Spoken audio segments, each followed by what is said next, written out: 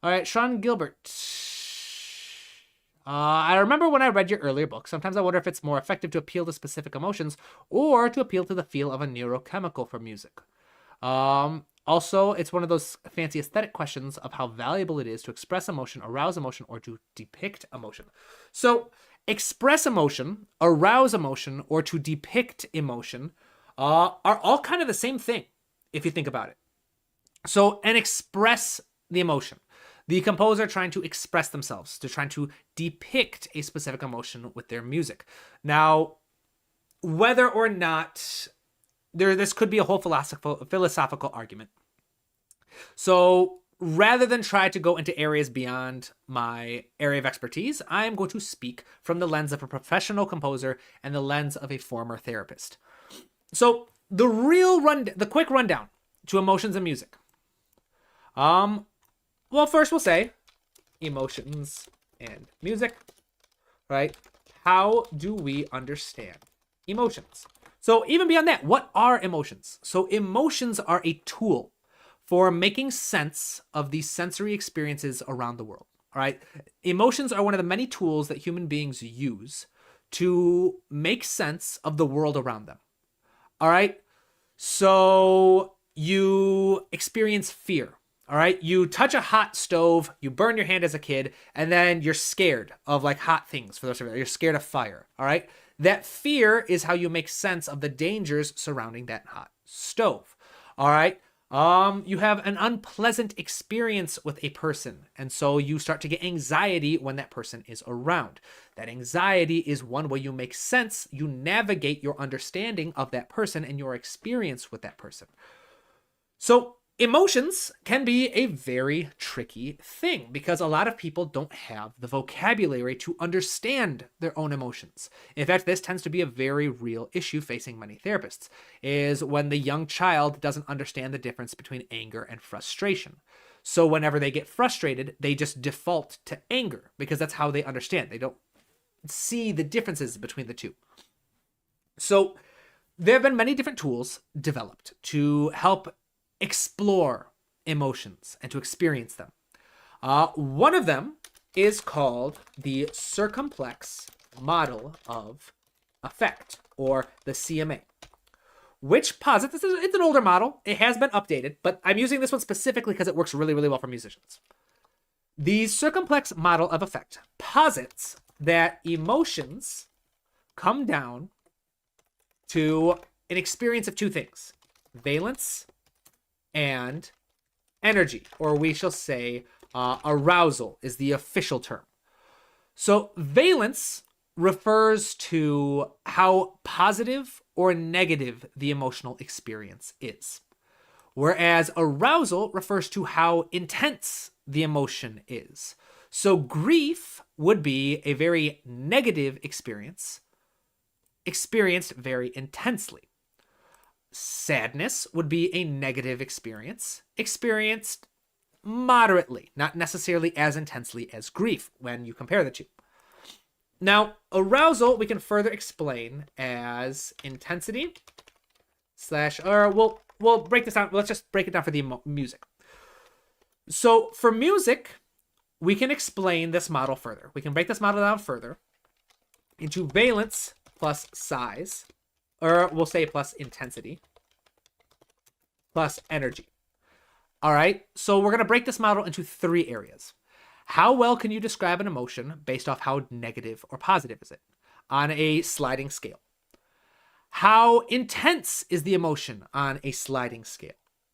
And how energizing or depleting is the emotion on a sliding scale? Now, the reason why these are so very useful is because if we can describe, for example, tragedy as being dark, as being intense, and being very depleting, we'll call this grief, not tragedy. Intense and depleting. All right. The really cool thing is this very same description can be used to describe music that portrays grief. It needs to sound dark. It needs to have a large size. intense, and it needs to have low energy or depleting. So if you can describe your emotion across these three different parameters of valence, intensity, and energy, you have a very nice description of the emotion itself and the music that will be necessary to portray it. So excitement being a very bright emotion, being a very intense emotion, and being a very energizing emotion. Well, suddenly to portray excitement, you just need to find a way to make your music bright, find a way to make it feel big and large and intense, and to make it sound very high energy. Right? Now, of course, there's a lot of nuance to this. There's a lot of subjectivity. There's a lot of tailoring to different situations. There's a lot of personalizing it to the story and to the personal styles and approaches of the composer. For example, what strategies do you use for intensity? For size, do you focus on instrumentation? Do you focus on dynamics? Do you focus on texture? Do you focus on the number of octaves being used? There's lots of nuance to this. But the basic model is very, very simple. Just start with these three. Can you describe your emotion across these three elements? If so, you can understand how to portray that music with energy. It's the same description. The emotion with music. It's the same description. So all of this to say, is music inherently emotional? The answer is yes, of course. And this is not up to debate. All right. Now, you might decide, hey, well, what does it mean to be inherently emotional? But if it goes back to our understanding of emotions, emotions are a tool. Emotions are a method for human beings to navigate the world around them. Your emotions help keep you alive by helping you make sense of the stimuli all around you. Your emotional response to something helps you make sense of that something. So, if music exists as a stimulus, it will, by definition, evoke an emotional response. Now, that emotional response could be apathy. It could be that you just don't care about it. That is an emotional response, though. So music being a stimulus, I'm going to put this down. Emotions are a method humans use to make sense of the stimuli in the world around them. Music is a type of stimulus. Is a stimulus. I'm just put that. So it, by definition, invites an emotional response. Now, of course, you could argue that some music is going to evoke different emotional responses in different people. That is very true. That is a very valid argument. However, there are ways that you can minimize that variety. There are strategies and tools to say, hey, if I played this piece of music for 100 people, 95 of them would describe it as having the same basic emotion. Whereas you could say, I'm going to write this piece of music, and of the 100 people, maybe like 25 of them will be around the same ballpark, and the rest will just have like all kinds of weird, like you're going to have all different groupings of different people describing it. That tends to happen for things like anger. Anger tends to be a very difficult emotion to describe, and requires some additional attention to detail and intentionality. Because for reasons like, okay, we're not going to go into that because that's literally an entire module in my class. So if you want to check this out, this is literally this entire class. You can see, Module 4. So yeah, week 4 is all about anger and related emotions and why they're so freaking difficult to portray. Because you could write a piece of music that's supposed to be angry, and you can play it for 10 different people, and they're all going to have a different description. This guy says it sounds epic. This lady says it sounds like an action cue. This person says it sounds dark. This person says it sounds tragic. This person says it's angry. Hey, awesome. I want to be friends with that person. They understood what I was going for. But you get the point. Some emotions are harder to portray than others. In which case, that's why we have these tools called gestures and additional context to help portray. So all of this you can learn from the class. If you purchase the class, you get 3 private lessons with me as well that you can schedule. They are optional. You don't have to schedule them. And you will be grandfathered into the massive class expansion. But if it's not quite in your budget, there are payment plans available. But if it's not quite in your budget, there is a book version of the class as well that doesn't come with private lessons, doesn't come with like homework assignment and feedback or anything like that. But you can go through all of the articles and everything in this book here. Sean, not gonna lie, most of my understanding of psychology is homebrew, conjectural, Wikipedia, rabbit holes. That is no worries, no worries. I do wonder if arousal comes from neoepinephrine versus GABA, and valence comes from like endorphin versus cortisol. So there's a lot of different ways you can think about this. You could think of it from a neurobiology standpoint. That's not necessarily where my expertise is. I took maybe like 3 classes on neurobiology, but I was never really passionate for it the way I was in, say, like personality, social, or clinical psych. Now, I would say if that's something you're interested in, go for it. Study it. That's awesome. I am all for hobbies and diving into different topics. I am a huge strength athlete nerd, so I have an unusual understanding of physiology, human adaptation, hypertrophy training methodologies, strength training methodologies. At some point in the near future, like within a year or two, I want to get my a certified strength and conditioning specialist license, which would basically license me to be a professional strength coach for like football teams or athletes and stuff like that, just because I want to, just because it'd be fun. I'm a huge nerd about that. Not because I want to have a career in it, not because it's necessary for my survival, but just because it's something I love studying. So if you love studying neurobiology, like my roommate, who's an actual therapist, go for it. That's amazing. He does that a lot. But if you're trying to just make sense of how to portray emotions with music, it's not necessary. Literally, all you need to do is have, all right, so if you wanted to do, here's the trick. All right. How to learn, portray emotions with music if you don't want to buy my class. All right. So I'm going to break this down for you. Please do buy my class. It helps pay my bills. It helps me keep doing what I love to do. But I'm going to make my business consultant very angry because she tells me I give away too many things for free. But forget that. I like helping people. So here's your step-to-step process. If you want to learn how to portray emotions with music and you don't want to spend a bunch of money supporting someone like me. Number 1, master the understanding of valence, size, and energy. All right. I'll give this to you right now. Valence equals how dark or bright an emotion is.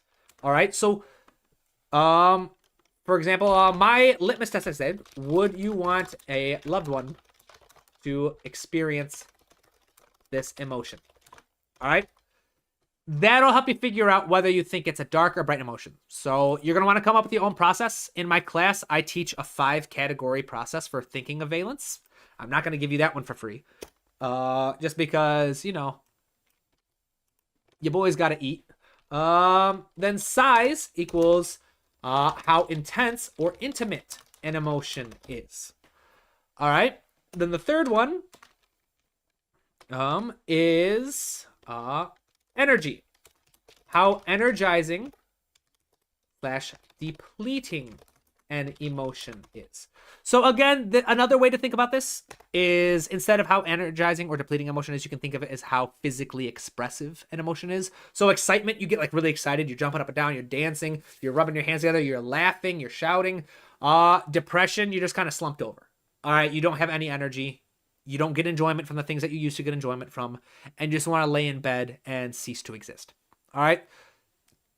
Very different ends of the physical expressive range.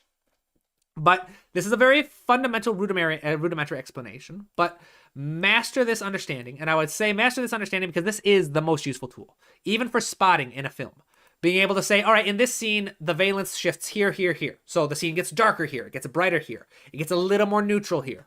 You could say size. The music gets more intense. It gets a little more intimate. It needs to get bigger. It needs to come back down, kind of thing. And then energy, of course, being how much energy is in the music. So you could add things like rhythmic subdivision, tempo, the types of layers being involved. There's all kinds of strategies you can use, which brings me to step number 2. Organize your understanding of valence, size, and energy into categories. Um, e.g., dark, bright, neutral. All right, super simple 3 categories: a dark valence for an emotion, a bright valence for an emotion, and just kind of a neutral valence for an emotion. You could say for the size, you could say big, small, medium. You could have a sliding scale like I do for my class for energy and size. There's all kinds of stuff. But once you've organized the different categories, create a list of all the different musical tools, so strategies available to you to help manipulate valence, size, and energy. So if you do these 3 things, you can reverse engineer and create your own tools. You do not need my class. You do not need my book. You can create your own strategies by following these very simple tools. Basically, make sure you understand valence, size, and energy. Make sure you have an understanding, a way of categorizing them and creating a hierarchy. Like, do you have a way of conceptualizing how the size needs to change in a scene? Do you have a way of conceptualizing how the valence needs to change within a story? Do you have a way of conceptualizing how energy is separate from size? Things like that. And then once you have that, it becomes a very simple matter of exploring the different tools available to you as a composer. So, for example, very simple ones for size: dynamics and instrumentation size. The more instruments you have, the bigger the size. The louder the music, the bigger the size, the more intense it's going to sound. And this idea of valence, size, and energy, you never want to lose touch on the emotional impact. Why are you manipulating these? Size is, of course, anytime you manipulate size, you're trying to manipulate how intense the emotion is. Anytime you manipulate energy, you're trying to manipulate how energizing or depleting the emotion is. And anytime you are manipulating valence, you are very specifically trying to manipulate how dark or bright the emotion you're trying to portray is. So again, a very strong strategy for valence is harmony, finding different tools within music theory and harmony for changing the brightness or valence of your music. Now, that being said, go for it.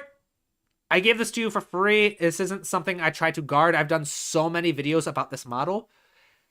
If you would like to support me, you can check out the book.